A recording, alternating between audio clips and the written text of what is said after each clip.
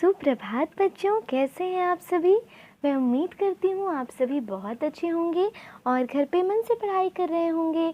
मैं कुमारी प्रियंका आ गई हूँ कक्षा 3 की हिंदी लेकर। बच्चों, आज हम सभी पाठ 9 को कंप्लीट करेंगे, तो चलिए प्रारंभ करते हैं। बच्चों, पिछली कक्षा में मैंने आपको बताया था कि क्या होता है कि सेठ अवंती के पास जाता है और कहता है कि मैं तुम्हारा हुनर देखना चाहता हूँ, मैं तुम्हारी कला देखना चाहता हूँ, तुम्हारी काफ़ी तारीफ़ सुनी है इसीलिए तुम्हारे पास आया हूँ, तुम्हारी काफ़ी तारीफ़ सुनी है इसीलिए तुम्हारे पास आया हूँ। अवंती ने फिर सेठ जी से पूछा कि सेठ जी, आप पहले ये बताइए कि आप इस कपड़े को किस रंग में रंगना चाहते हैं, आप इस कपड़े को किस रंग में रंगना चाहते हैं। ठीक है, तो सेठ जी ने कहा, रंग के बारे में मेरी कोई ख़ास पसंद तो नहीं है, पर मुझे हरा, पीला, सफ़ेद, लाल, नारंगी, नीला, आसमानी, काला और बैंगनी रंग कतई अच्छे नहीं लगते, समझे कि नहीं। सेठ ने कहा कि देखो, मुझे रंग के बारे में तो मेरी कोई ख़ास पसंद नहीं है, लेकिन मुझे हरा, पीला, सफ़ेद, लाल, नारंगी, नीला, आसमानी, काला, बैंगनी रंग बिल्कुल अच्छे नहीं लगते हैं। ठीक है, अवंती ने जवाब दिया, समझ गया हूँ, अच्छी तरह से समझ गया हूँ, मैं ज़रूर आपकी पसंद की रंगाई कर दूँगा। यानी आपकी पसंद मैं समझ गया हूँ सेठ जी, आप निश्चिंत रहिए, आपकी पसंद की रंगाई मैं कर दूँगा। अवंती ने सेठ का मंसूबा भांपते हुए उसके हाथ से कपड़े का टुकड़ा ले लिया। यानी अवंती सेठ का इरादा समझ गया कि सेठ यहाँ पे उसे नीचा दिखाने आया है, क्योंकि सेठ ने कहा कि मुझे पीला, सफ़ेद, लाल, नारंगी, नीला, आसमानी, काला, इनमें से किसी रंग के कपड़े नहीं रंगवाने हैं।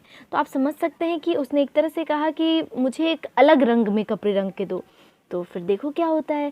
सेठ ने खुश होकर कहा, तो अच्छा, तो इसे मैं किस दिन लेने के लिए आऊँ। ठीक है, तो सेठ ने कहा कि अच्छा, तो इसे लेने मैं किस दिन आऊँ। अवंती ने कपड़े को अलमारी में बंद करके उसमें ताला लगा दिया और सेठ से उन्हीं की भाषा में कहा कि आप इस कपड़े को लेने सोमवार, मंगलवार, बुधवार, बृहस्पतिवार, शुक्रवार, शनिवार और रविवार को छोड़कर किसी भी दिन आ सकते हैं। ये देखो बच्चों, किस प्रकार से सेठ की चाल उसी पे भारी पड़ गई। सेठ ने कहा था क्या कि इन सभी रंग को छुड़ा करके, छोड़ करके आप दूसरे रंग में कपड़े को रंगो।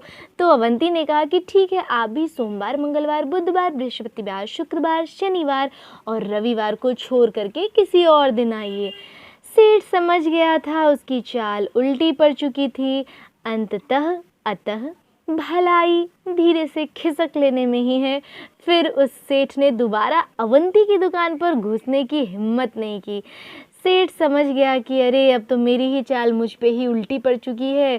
ठीक है, अतः भलाई इसी में है कि मैं यहाँ से चुपचाप निकल लेता हूँ, यानी चुपचाप यहाँ से चला जाता हूँ। इस प्रकार से फिर दोबारा सेठ कभी भी अवंती की दुकान पे नहीं गया होगा, है ना, उसने हिम्मत नहीं की होगी वहाँ पे जाने की। बच्चों, इस कहानी के लेखक हैं आर.एस. त्रिपाठी। तो मैं उम्मीद करती हूँ कि आपको ये कहानी बहुत अच्छी लगी होगी, है ना।